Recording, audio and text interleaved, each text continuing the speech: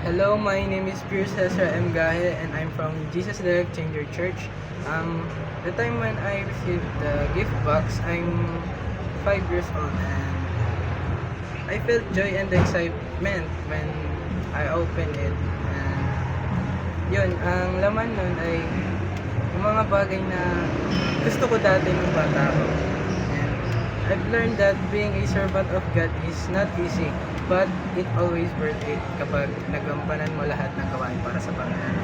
Now, I'm senior high school student and my ministry in our church is worship leader and I'm teaching on our Sunday school. So, for me to hope other people get closer to God. So, thank you po sa lahat ng nagbigay po ng gift box na yun at sana po patuloy po natin gawin yun at thank you po sa pagiging mabuti sa aming lahat na nangangailangan po ng pastor na hindi lamang po sa lahat po.